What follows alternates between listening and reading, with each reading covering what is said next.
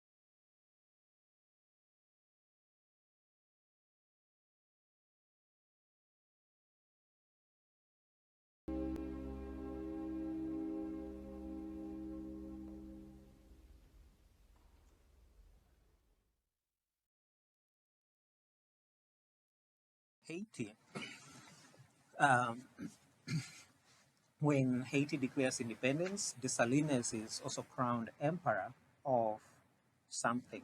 Now, the country is very small, so I'm not sure what emperor he was of, but there was that kind of thing going. So we do see a major turning point in European politics, in part due to Napoleon's wars. So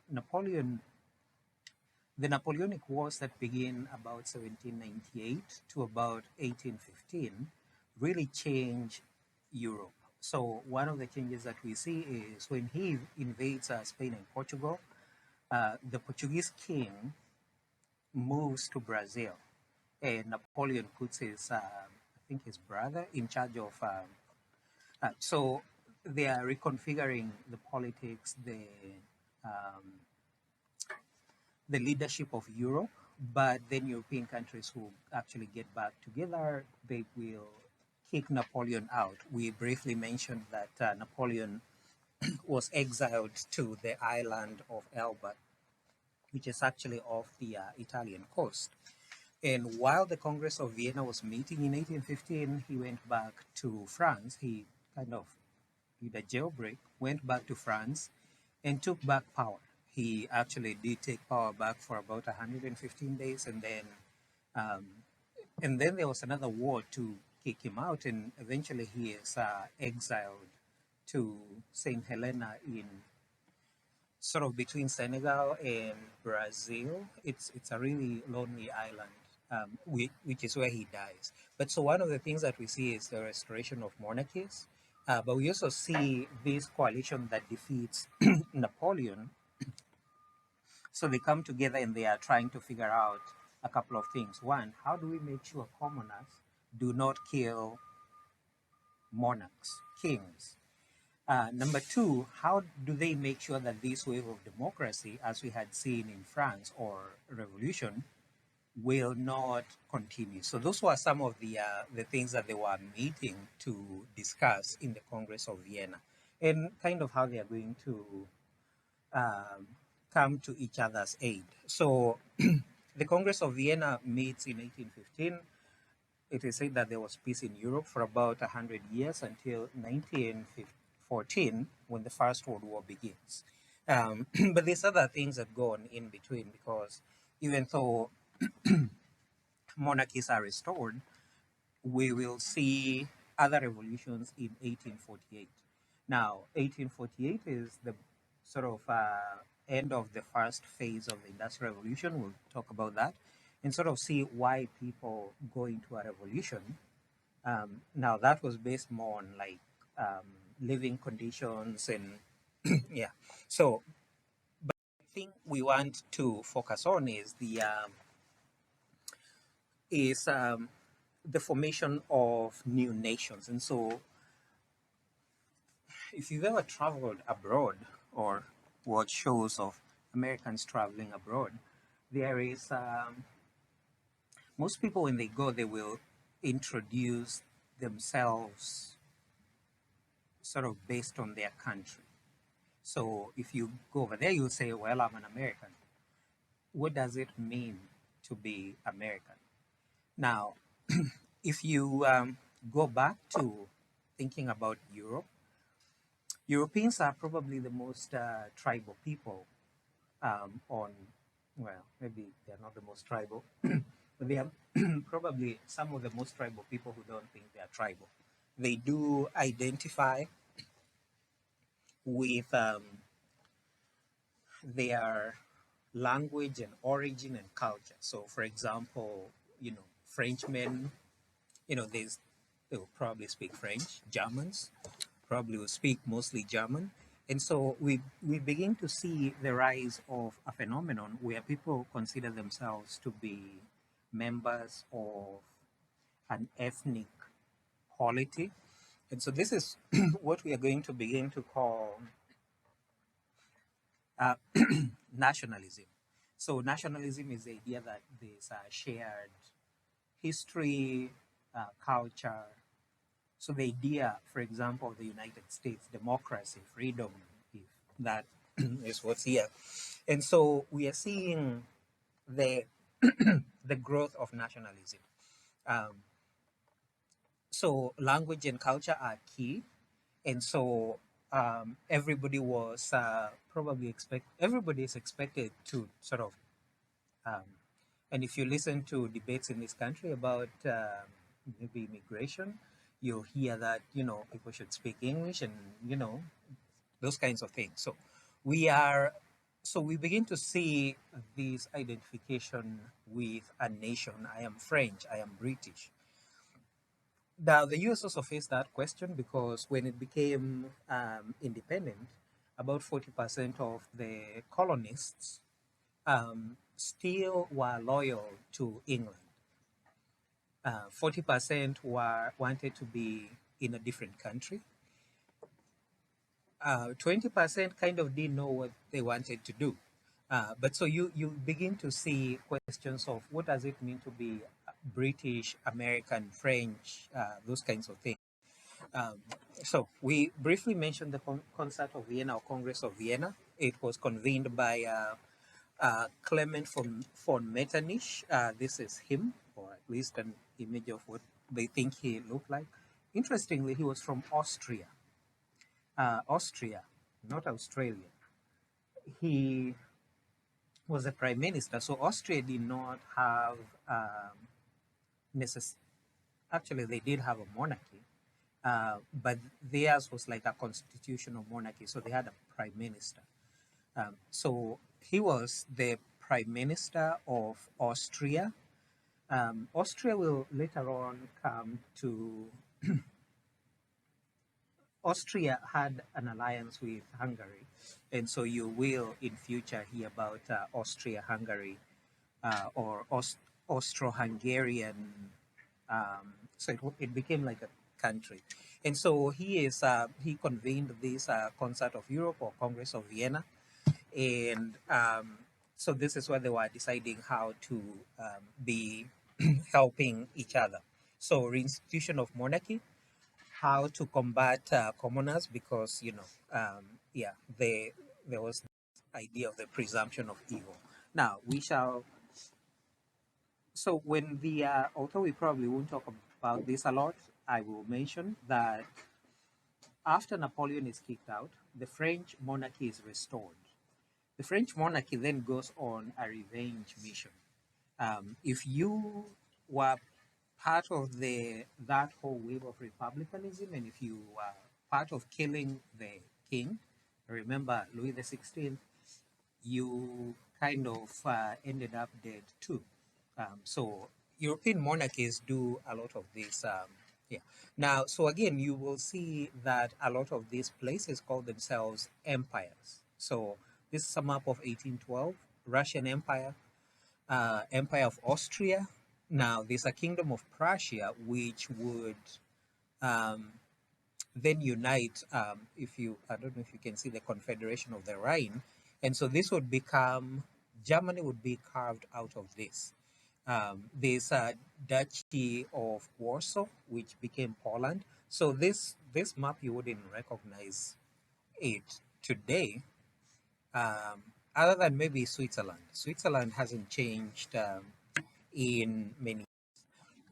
This is another view of Europe after the Napoleonic Wars. And so in there you can see the Holy Roman Empire, which will become Germany. But again, you see these overlaps. So for example, the German Confederation, Austrian Empire, and this is part of the ethnic um, part of the ethnic nationalism we are talking about. And this is what, for example, Hitler would use to say, well, in Austria, there are Germans. In Poland, there are Germans. And so we want all German peoples to be in one country.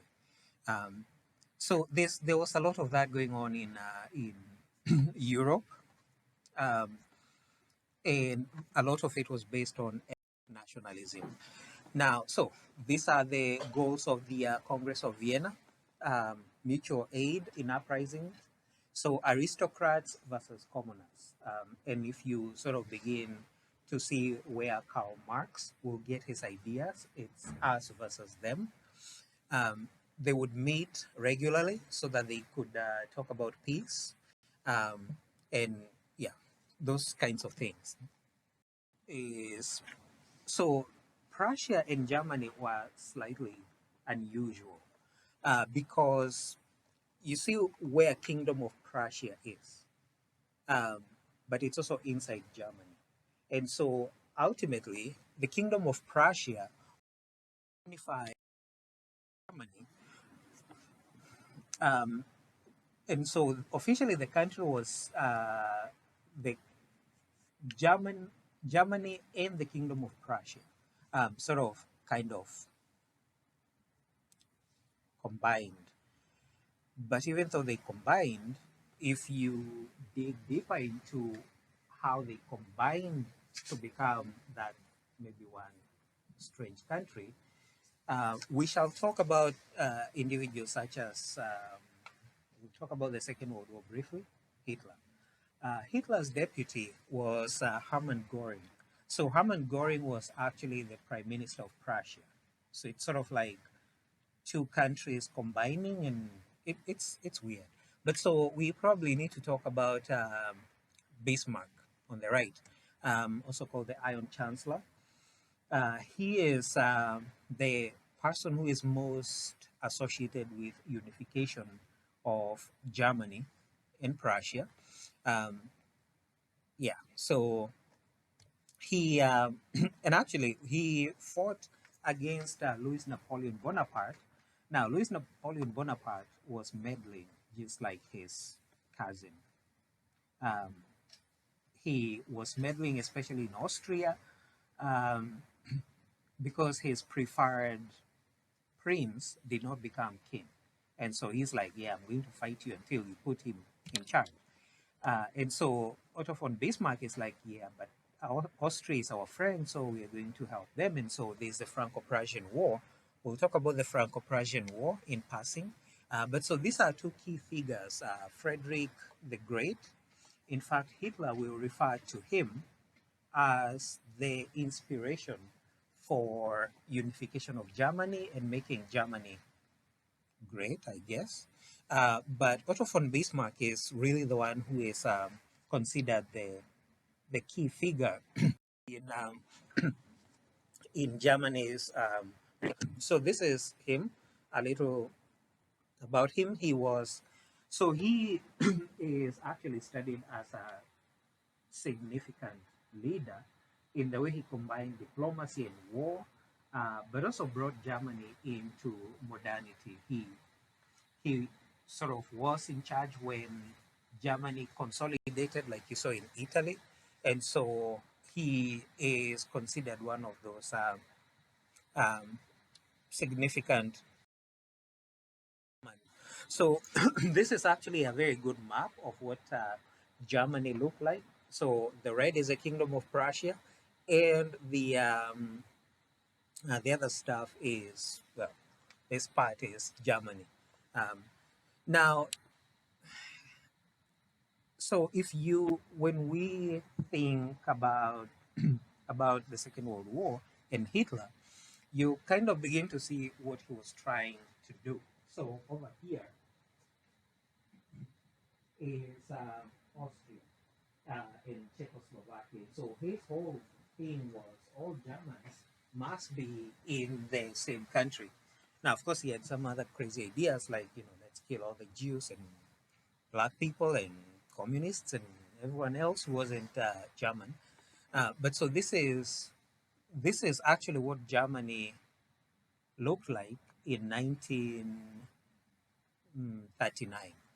Um, so yeah, we shall not talk about Louis Napoleon Bonaparte, who declared himself emperor like his cousin. And that was the reason why he was fighting. So European wars are very complicated, especially in the 17th, 18th, 19th centuries. But what is maybe useful to remember is that a lot of these countries were controlled by monarchies, or they had a monarch. a lot of these monarchs were related to each other. So, um, for example, um, if you look up Catherine of Aragon, or actually, let's talk about someone we've talked about before, Marie Antoinette. We mentioned that she was the wife of the French king, the wife of the French king, but she was an Austrian princess.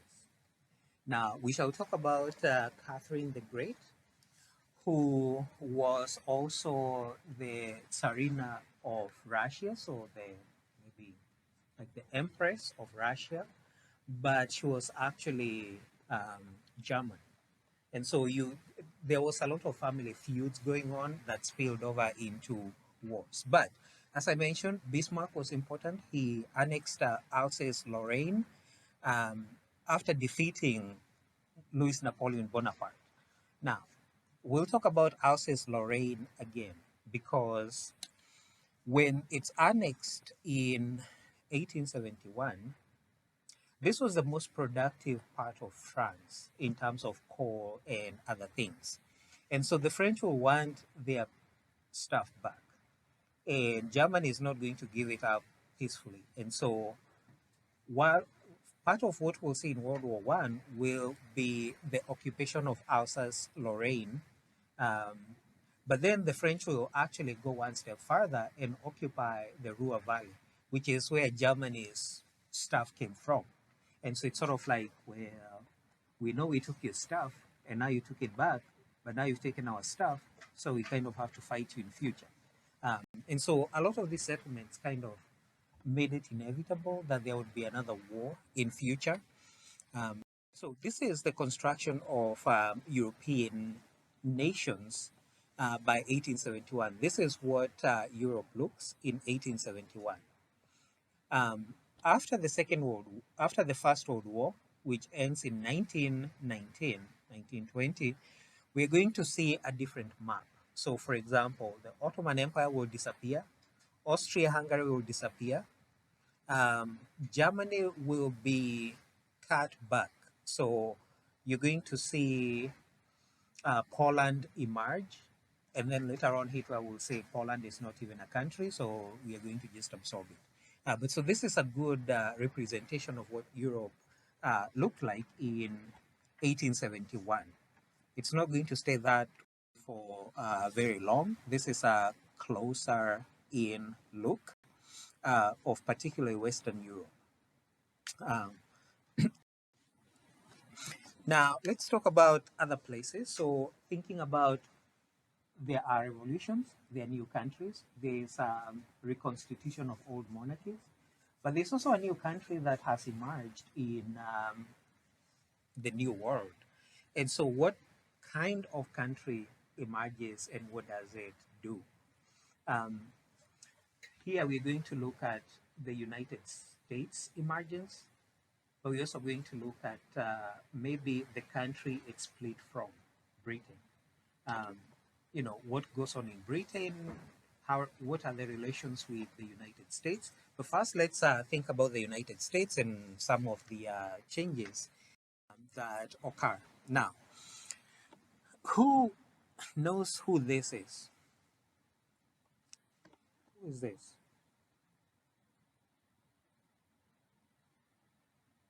Any thoughts?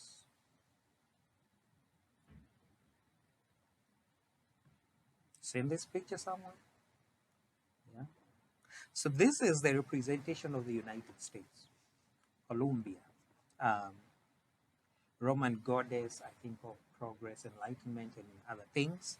And so there's a lot of representation of Colombia in a lot of American literature. In fact, for example, when the US took over Cuba in 1898, you see the figure of Colombia apparently helping the Cuban people out of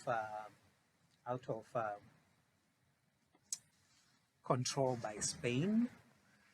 But so this is probably the image that best represents what the United States thought of itself in the maybe 1840s to about 1900. Progress, modernity, um, and of course, you know, kicking into the darkness those things that did not represent progress, modernity, and so on. So there's quite a bit to unpack in this picture. We shall briefly unpack it, but so one of the things that you see, Columbia is holding a book and telegraph wires. Now, telegraph no longer exists, but telegraph was the way that people generally communicated in the 18, maybe 30s, 40s, 50s, up to about 1900. And so you see her sort of pulling the telegraph from the ocean, and you can see the ships, um, the trains. So this is an element of modernity, the stagecoach. The if you ever watch a western, yeah, settlers, their wagons and those kinds of things. Now there's the American Indians on this side, and um, the if you look at this image, it is lighter on that side, it is darker on this side. This is buffalo, so it's sort of like you're pushing the old into the darkness, and you are bringing light. You see the settlers, the homesteaders, um, yeah, the wagons and the trails, and so it's the idea. And of course, now we're farmers. Nothing about slavery, I would say here, but yeah, we don't talk about that. But so this is what America thought of itself. This a concept associated with American progress that is known as manifest destiny. Manifest destiny was exerted in maybe or was articulated very well in 1847. Now you might know this from previous history courses that the Mexican American War ends in 1848. And so part of what the US will, well, the 13 colonies, the United States will do is to expand westwards. And so Manifest Destiny suggested that it was God's plan for the United States to expand and across the continent. And so if you actually begin to look at the maps of the United States, you will see, initially it's just the 13 colonies, and then they have to debate when they admit new states, are they going to be slave states or free states? But so this, I think, is a very good representation of what. So this is what the United States map would have been in about 1800. Um, just yeah, just the East Coast. Now the other map on the right, you can sort of begin to see the other states that will be. Um, and so by about 18 maybe 50s, this is what the United States looks like. Now, actually, Texas was part of that because it joined the Union in 1848. And so you can see it sort of beginning um, to grow. Now, one of the challenges was the question of, as I mentioned, whether new states would be free states or slave states. And so there was actually a very interesting question, for example, in Kansas, over whether it would be a free state or not. And you actually have a lot of people moving to, so the Kansas decided to do a vote. And so the people who supported slavery, a lot of them moved there so that they can vote to allow slavery to continue. Um, and it was kind of fun. But this is about 1850s. So it was almost time that the Civil War was breaking out. But so these questions of, westward expansion, what we see is the United States expanding, but having these debates. Eventually, we are going to have the succession of the southern states. So the states in red, including dear old Virginia. So um, yeah, this became the Confederate. Actually, the Confederate capital was a few miles to the west of here. Um, so ultimately, the Civil War, which we are completely going to skip over because it's a whole, yeah, but the Civil War is fought. Now, according to one of the presidential candidates, it was because of whether people could, what kind of government they could have. Yeah, that's I know what they are teaching in South Carolina, but yeah. So the Civil War was undoubtedly about slavery and the question of Southerners talking about their way of life, their economy, the right to own property, i.e., including human beings. Yeah. Now, so this is the process of nation building, and you will. I sometimes recommend that you watch certain things. I recommend, if you haven't, watch Lincoln, the movie. Fascinating. But especially the passage of the 13th Amendment. This is the 13th Amendment. Neither slavery nor involuntary servitude, except as a punishment for crime, whereof the party shall have been duly convicted, shall exist within the United States. So this amendment ended slavery, right? Slavery is outlawed in the US. Is it no? No. I might need to be bringing the coffee. So theoretically, the US has, theoretically, the US abolished slavery. But if you look at the language, it doesn't say slavery has been abolished. There's an exception, except as a punishment for a crime. So you can actually be punished to be enslaved. Um, yeah, except as a punishment for a crime whereby someone is convicted. Um, yeah, this feels insufficient. But anyway, so this is the 13th Amendment that apparently abolishes slavery. But then there was a question of, what were African Americans, or what were the Africans here? There were attempts actually to move them back to Africa. This is how Liberia was founded. Liberia apparently coming from the idea of liberty. Um, yeah, so it was founded to return Africans to Africa. But the 14th Amendment, actually, the 14th Amendment was needed to actually make persons born in the United States American citizens. And then the 15th Amendment to facilitate voting for African American men.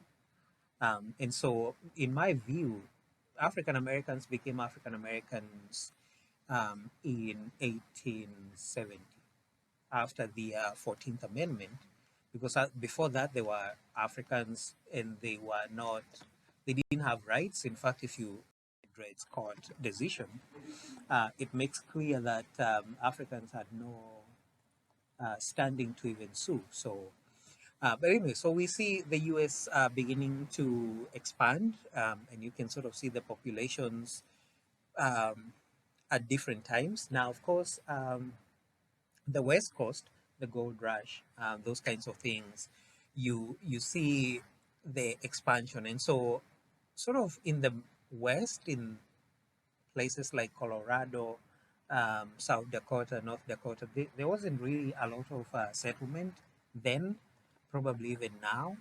Um, but so you see settlements on the coasts, but expanding um, populations. Now, so the US had to do some reconstruction after the Civil War, but reconstruction also involved more expansion. So rebuilding the nation, reintegrating the former Confederate states, um, maybe figuring out what to do with now African Americans, And so, for example, the Freedmen's Bureau was, um, yeah. Now, there were many attempts to actually pass civil rights acts. And so most Americans will know about the 1964 one.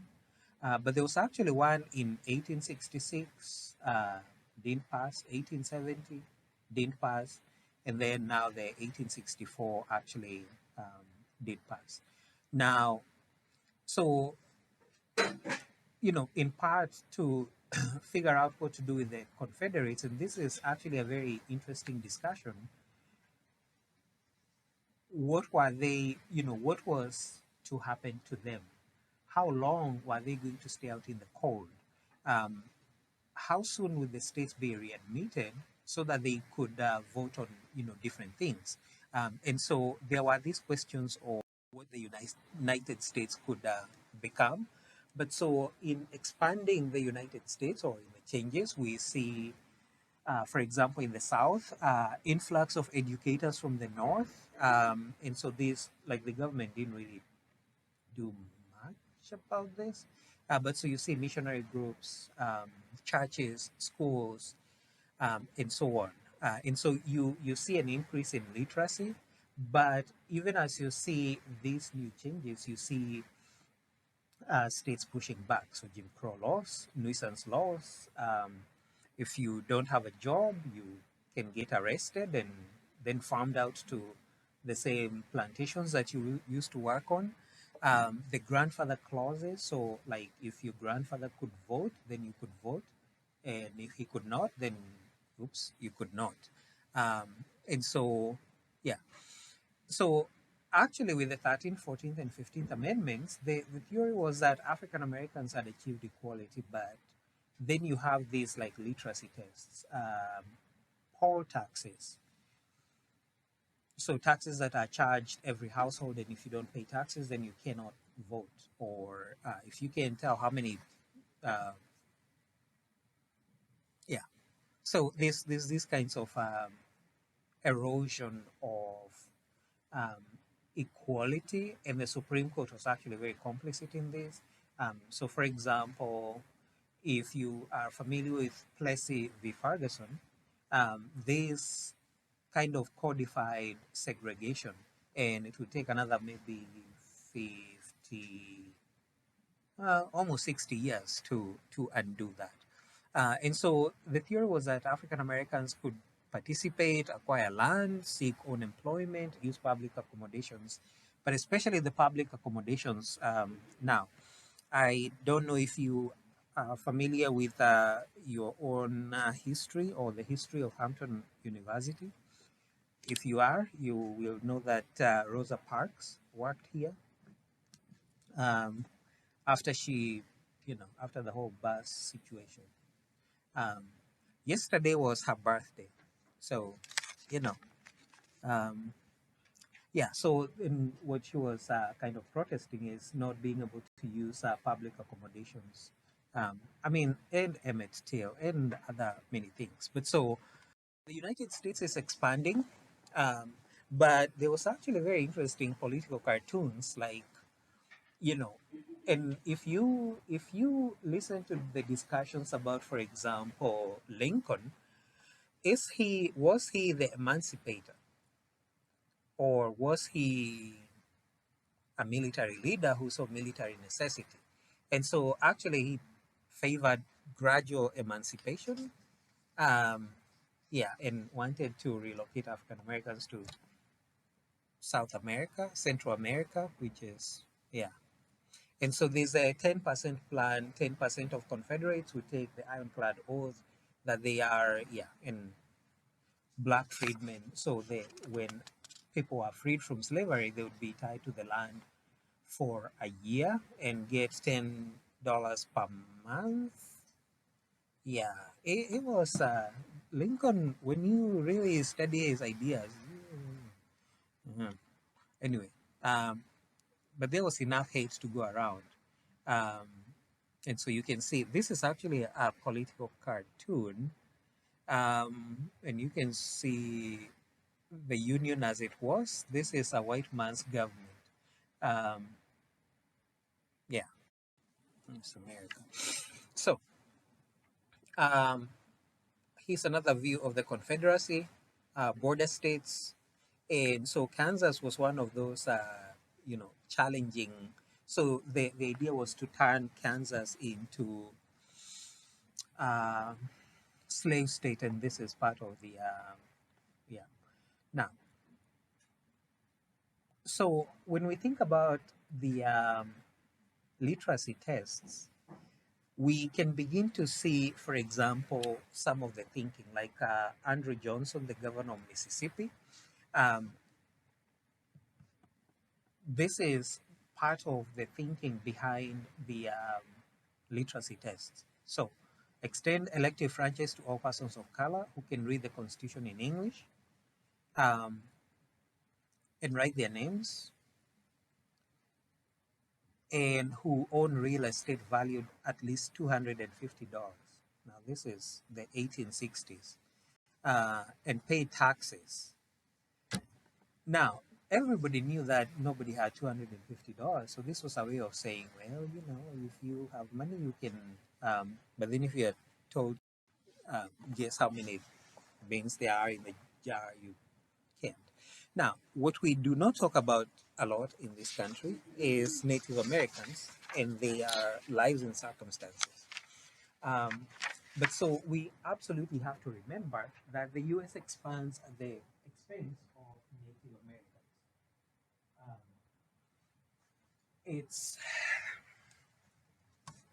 yeah. Native Americans do endure many disasters, man-made, natural, wars, all kinds of things, um, and so you'll actually see this being a very interesting movement to think about Native Americans and their circumstances, and what who was complicit in doing what. Now, I would like you to do your own research on the Indian school that was at Hampton University. I am just going to leave that there. But look into it. You'll be surprised and shocked. And yeah, but so one of the major figures, in fact, some people think this is why he became president, Andrew Jackson. He was involved in the American Indian Wars a lot. So, for example, in Indiana. Um, now, a lot of what, and you'll actually see this in another country very far away, Australia. So, when the expansion westward began, you actually had a lot of Indian Native Americans sent to the east, to schools, to boarding schools, to adoptions, and those kinds of things.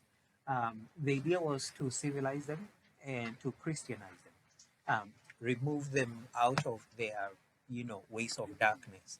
Um, and so you can see what then eventually the US does. And so it's we are actually helping you. Now, Andrew Jackson, as I mentioned, um, one of the one of the candidates running for president says he is probably the reincarnation of Andrew Jackson. Same kind of perspectives. But so he signed the Indian Removal Act into law in 1830. And so, yeah, um, the idea was to move Native Americans west of the Mississippi. Now, again, they like it's probably a 15-hour drive to the Mississippi from here. So he's kind of moving them out of the East Coast. And when they didn't move, they were kind of moved by force. And so, for example, 1838, 39, the Trail of Tears. Now, there are very interesting debates about the benevolence of moving Indians beyond the United States. So, for example, he writes, I beg of you to say to them that their interest, happiness, peace, and prosperity depends upon their removal beyond the jurisdiction of the laws of the state of Mississippi. So, yeah, go west of Mississippi, then you'll be fine. Um, yeah, and then, he writes, it gives me pleasure to announce to Congress that the benevolent policy of the government, benevolent policy, relation to the removal of Indians, is approaching to a happy consummation. Like, this is the president saying, yeah, we are doing a good thing with these Indians. Now, of course, one of the strategies that was used is destruction of buffalo herds, which provided a lot of the sustenance for some of these communities.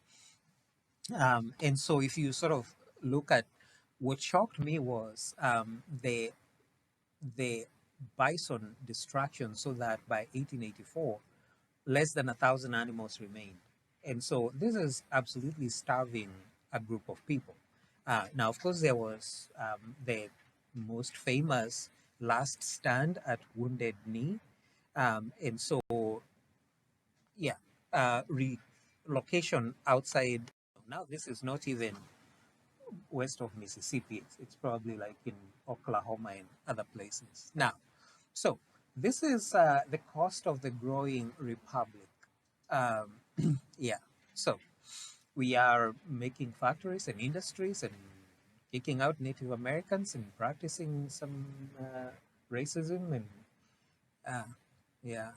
But the country and government grow, including, for example, the Federal Reserve Act, the um, Department of Commerce, Labor, and so on. And so this is sort of the formation of a new modern for America the Beautiful. And so if we think about some of the contributions the country has made to modernity, we see things like Enlightenment ideas, the practice of Republican representative democracy, and so on. But we actually see this a lot, including Europe. Now, let's briefly shift back to Britain, which has lost the United States, and sort of figure out now what do they do. I will tell you what they do. They move to India and Africa and colonize people. Um, like they kind of really wanted to colonize people. And so if you look at this map and look at the what is the United Kingdom and everything that it controlled. Now, there was this phrase that the sun never set on the British Empire, which was actually true. It was always, the sun was always shining somewhere on the British Empire. So whether it's Australia, India, Africa, West Africa, or parts of America, like Canada, that, yeah. Um, but Britain wasn't all that. They did go through a few challenges. So, for example, we see the potato famine, or Irish potato famine. We see challenges of rural production, property ownership. Now, Britain is going to be the leader in industrialization, um, and so, but it also had some challenges with religion, with nationality, with with nationalism, like who was British, what is the difference between the British and the Irish, what is the difference between, um, yeah, so they had these kinds of challenges. But so for purposes of identification, this is the United Kingdom.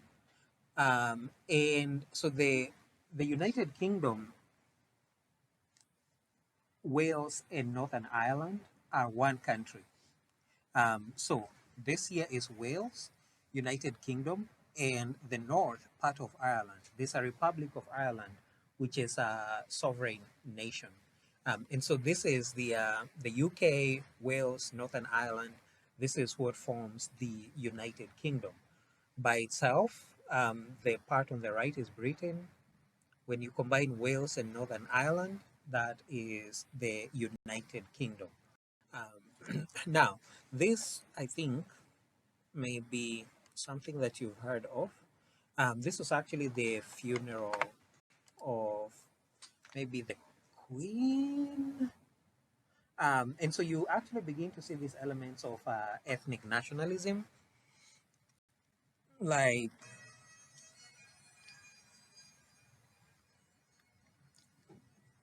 something or to the flowers of the forest. But so if you actually think about people's nationalism, you will see certain things that they do. Um, the kilts, the bagpipes, um, strange accents. But so, when you think about what people think about themselves, you begin to see these as elements of nationalism.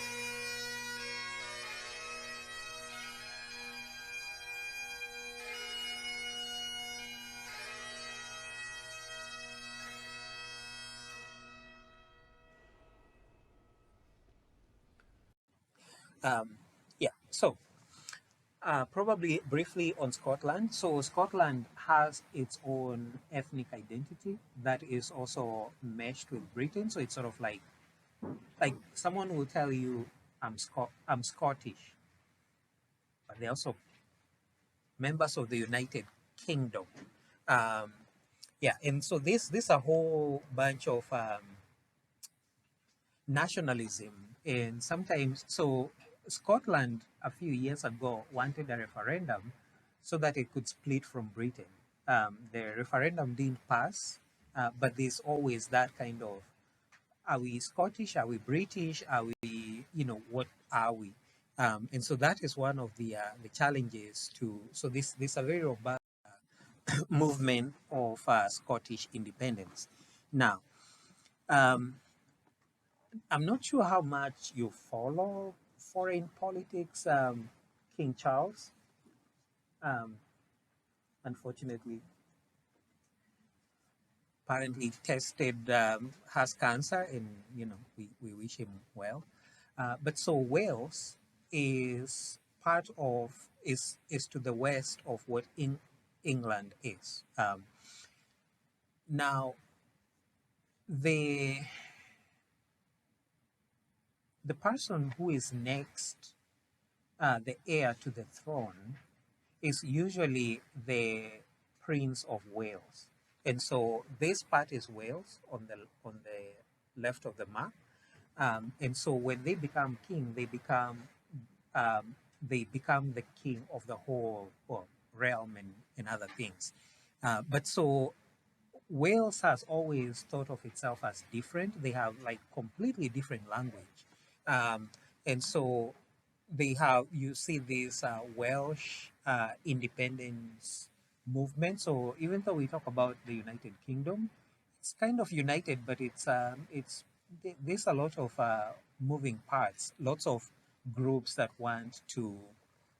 And so, for example, this in blue is what the Party of Wales is in Welsh. Like, I was like, do you need more pronounceable words, maybe? And so, again, even in Wales, you see this movement for, are we Welsh? Are we, what are we? Now, of course, that is Great Britain. We shall talk about it in the context of Industrial Revolution, maybe about 2 weeks.